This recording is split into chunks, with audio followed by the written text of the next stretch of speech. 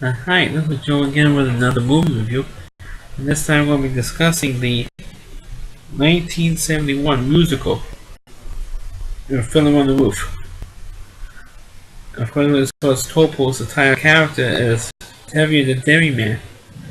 And because these are stories or short stories based on the stories from Isaac Bashevis Singer, who created the story of Tevye the Dairyman.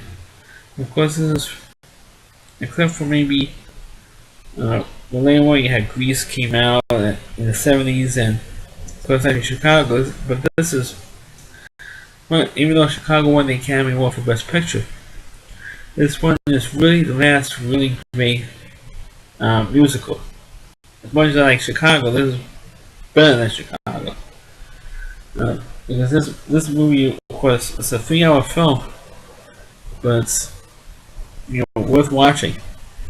But it's based on the famous Broadway musical, and let me tell you the impact of the Fiddler on the Roof as a musical.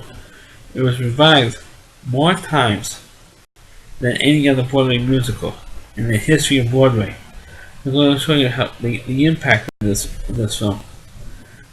Like I said, Topol is a dairyman in Tsarist Russia. And of course, the story is how he tries to keep the tradition of the Jewish faith, and he has 5 daughters. And let me tell you, these are not 5 of the prettiest daughters I've ever seen in my life. I mean, these are pretty homely girls. They're not particularly good looking at all, in my opinion. But I like Natalie Portman and Paul Raffaelli if I marry a Jewish girl. Those two are it.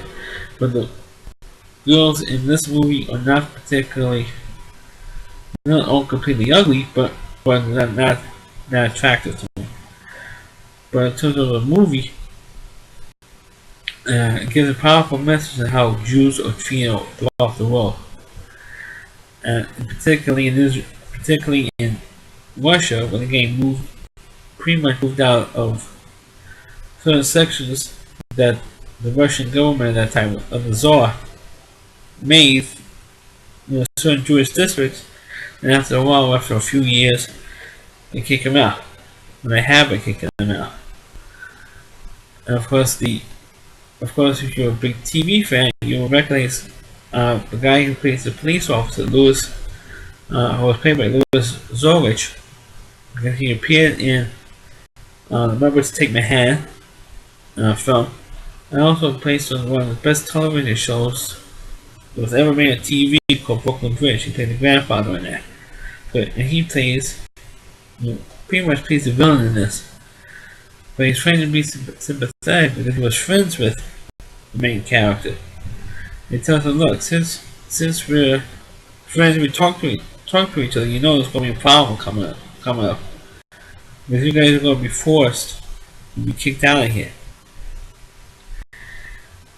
And Topol says to him, or Tevye says to him, it's too bad you're not born a Jew, so you know exactly what this feels like. And of course, they thought it was King around, and then they realized it wasn't King around. But of course, there's the songs, there's great songs, like If I Were a Rich Man, I should say. If I Were a Rich Man, or Sunrise and Sunset. And of course, the opening sequence down Tradition and Matchmaker. So you have some great songs in this thing. And also look for Paul Michael Glaser, before he became starring in Starsky and Hutch. He starred in this movie. I don't know if it was just acting role, but he starred in this movie. Then became a director. Directed a movie previously reviewed called The Cutting Edge. And he stars in this movie. And he fell in love with the second oldest daughter in this film. Of course, one of my favorite songs in this movie was with the oldest daughter gets engaged to the tailor. It was a tailor in the town. But the tailor, after he approved of marrying the daughter, he started singing "Miracle, Wonder, Wonder, Miracle, Miracles." And I was singing that song when Johann Santana threw the first no-hitter in Met history back in 2012, because I thought that was something. The last line of the song is something I thought could never be, and there's a Met pitcher throwing a no-hitter. And of course, if it happened during Passover, I said, why is this night different from all other nights? Okay, because the Met pitcher is just throwing a no-hitter. So that's how powerful that game was. I'm getting off topic, but of course, in the end of the film, all the Jews in the town do get kicked out. And of course, they spend the last 5 minutes or so traveling out of the town. Of course, we're going to the United, well, it appears we're going into the United States at the end of the film, the family did. But in terms of a movie, you have to be nuts not to say that this is not a powerful film because of the subject matter. Not only because it's a musical, but the storyline as well, but how we try to keep the tradition. That the Doors got engaged without going to a matchmaker, which was a part of the tradition. And of course how the promise of supposed to get engaged without going through the asking father's permission or going to the matchmaker. He did it anyway. And of course the third oldest daughter, of course, married outside of the faith, which of course, the father doesn't have anything to do with the daughter. He thinks he's dead to her because he married outside of the faith.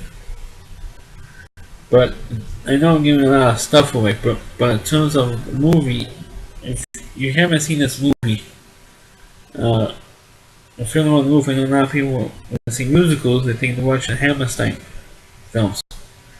But go see this one if you haven't seen the other ones yet. So, if you haven't seen it deals with racism or anti-Semitism big time.